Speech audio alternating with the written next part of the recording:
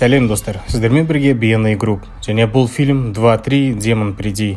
Мектеп оқушылары сиқырлы рәсіммен кеш өткізеді. Содан кейін оларды қорқынышты елестер қуа бастайды. Фильм Кол деген жігіттің кеште ағасын іздеуден басталады. Іздеу жабық жатын бөлмеге алып келеді. Онда ол арқасын сызып тастаған және тыйым салған заттарды көріп алған сияқты. Кол ағасын қонақ бөлмесінен шығарып жатқанда басқа қонақтардың зиянды қызығушылығына тап болады. Олар не болып жатқанын смартфондарына түсіреді. Ағасы Колға жасырынып келіп, бұрылған кезде кеудесіне пышақ жабыстырады. Кейін ол сыртқа шығып, ойланбастан қорқып кеткен қонақтардың көз алдында пышақты көзіне батырады. Оқиға Мия деген қызға ауысады. Ол аста отыр, өйткені бүгін анасы қайтыс болғаннан 2 жыл өтті. Бәрі қайтып кеткен кезде қыз ыдыс жуып тұрады. Ол Джейд есімді досының інісі Райлидің қоңырауына алаңдайды. Ол оны алып кетуді ұмытып кетті. Мия Райлиді алып үйіне апара жатқанда ол машина қағып кеткен кенгуруға тап болады. Жараланған жануар қиналып жатыр. Райли үлкен досынан азаптан құтылдыру үшін оны өлтіруін сұрайды. Мия көлікке отырады және газды басып мыжып кетуге шешім қабылдайды. Бірақ соңғы сәтте ол оны айналып өтіп, оны өлтіре алмайды. Кейінірек достары Миямен бұрын кездескен Джейдтің қазіргі жігітін Дэниелді талқылайды. Олар сондай-ақ Хейли Джостың вечеринкасындағы біртүрлі қонақтардың қатысуымен бейнелерді көреді. Джейдтің анасы ұйықтап қалғаннан кейін қыздар Райлиді ұстап алып кешке барады. Мияның пайда болғанына ешкім қуанбайды. Оның депрессиясы бәрінің настроенияларын құртады. Ол сәтсіз әңгіме бастауға тырысады, бірақ ешкім жауап бермейді. Көп ұзамай Дэниел пайда болады. Содан кейін Джосс Хейлиге басты іс-шараны бастау ұсынылады. Мия еркімен келіседі. Оны үстелге отырғызып, белдіктерге байлайды. Хейли рәсім кезінде уақыт сезімі өте маңызды екенін ескертеді. Мияны рәсімге кіргізгеннен кейін 90 секундтан кейін кешіктірмей аяқтап алуы керек. Әйтпесе қонақ ішінде қалып қояды. Содан кейін ол үстелге шам мен гипс қолын қояды. Процесс көрсеткіштен басталады. Мия гипстің қолын алып, менімен сөйлес дейді. Басын бұрып ол үстелдің екінші жағынан қорқынышты түрде мүгедек адамды көреді. Ол қорқып, қолын төмен түсіріп, аяқталмаған рәсімді бөліп тастайды. Қоғамдық пікірдің қысымымен қыз жалғастыруға келіседі. Ол қолын алып қайтадан ду шақырады. Өзгерген, есінген елес пайда болады. Мия бұйрыққа бағындырып, оны бір сәтке өзінің ішіне жіберетінін айтады. Ол есінен танып қалады, ал оянғанда ол жынды сияқты біртүрлі әрекет етеді. Ол жас өспірімдердің күлкісіне жауап ретінде қатты күледі.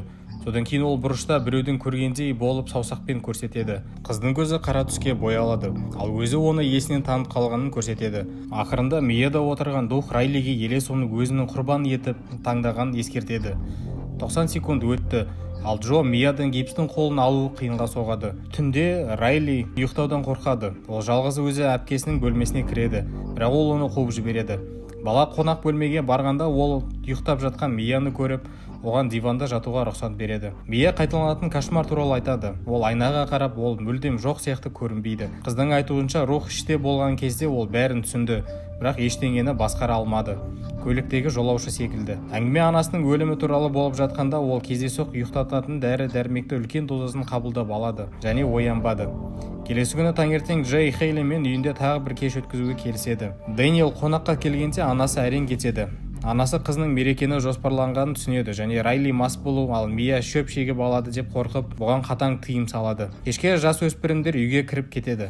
Джоз гипстің астында елестермен сөйлескен адамның шынайы кесілген қол екенін айтады. Алдымен Дэниелді шақырады. Процесс жоспар бойынша жүрмейді. Оған енген елес тым нәсіп құмар болып шығады. Өйткені байланған жасөспірім орындықпен бірге құлап, ит оған жүгіріп келіп жалайды. Оған ол сүйісіп жауап береді. Дәл осы сәтте жасөспірімдер қолын алып шамды сөндіріп рәсімді жауып тастайды. Дэниел жиналғандардан бейнені жоюды сұрайды. Бірақ өлгенше күлген балалар ол видеоны интернеттен шығаруға асығады. Одан әрі шектен шығуды болдырмау үшін жастар итті есіктен шығарады және кезек-кезек елестерді шақырады. Олармен ішіндегі бос орынды толтыруға тырысады. Тіпті кетіп қалған Дэниел де әдеттен тыс тәжірибеге қайта оралады. Алайда Райли оны сынап көргісі келгенде әпкесі оған тыйым салады. Мия оған кем дегенде 60 секунд рұқсат беруін сұрайды. Бірақ подругасы жоқ деп жауап береді. Нәтижесінде оны скучный деп атайды. Джейд үй иесіне ренжіп кетіп қалады. Оның жоқтығын пайдаланып, Мия Райлиге 60 секундқа қосылуға мүмкіндік береді. Қуанышты ол гипстің қолын алып, менімен сөйлесіңіз дейді. Соңғы сәтте бала жалғастырғысы келмейді, бірақ Мия оны көндіреді.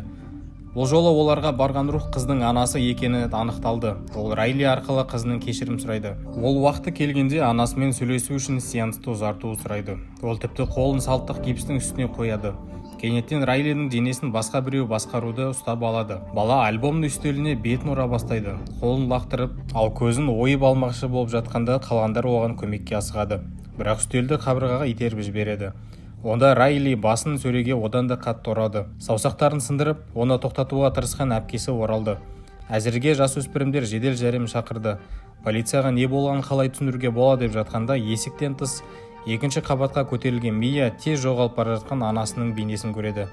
Көп ұзамай полицейлер дәрігерлермен бірге келіп жиналғандардан жауап алады. Мияның әкесі үйге алып кетеді. Бұл процесте не болған және тыйым салған заттар қатыспағанын біледі. Бұған жауап ретінде қыз оны анасы туралы шындықты жасырады деп айыптайды. Жатын бөлмесінде қыз сөмкеден жасырып қойған қолын алып, оған түсініксіз сезімдермен қарайды. Кейінірек ауруханадағы сезімсіз Райлиге Дэниел Джейдпен бірге келеді. Олар Мияға мұнда келмегені жақсы екенін айтады. Палатадан кейін Райлидің анасын шығып есірткіні пайдаланды деп айыптап оны қуып жібереді. Және ешқашан жан тыныштығын таппай, Мия аурухананың дәліздерінен аралап, әйнек шағылысқан палаталарға қарайды. Онда ол анасының елесін көреді. Ол оны есіктің сыртындағы дәретханаға кабиналарының біріне апарады. Ол анасының көмек сұрап айғайлағанын естиді және ішке кіріп кетеді. Бірақ ол жерде мүлдем бос.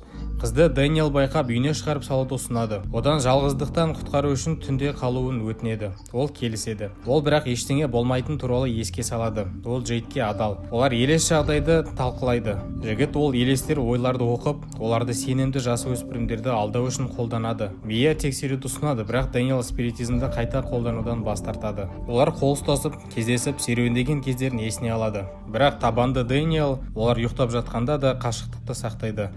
Мияның эротикалық түсі анасы туралы қорқынышына айналады. Оянған қыз бөлменің бұрышынан көлеңкені көреді. Ол жақынырақ жорғалай бастағанда өлген әйелдің елесі болып шығады.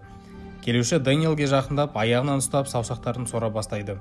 Қорқып кеткен Мия айғайлап жігітті оятады.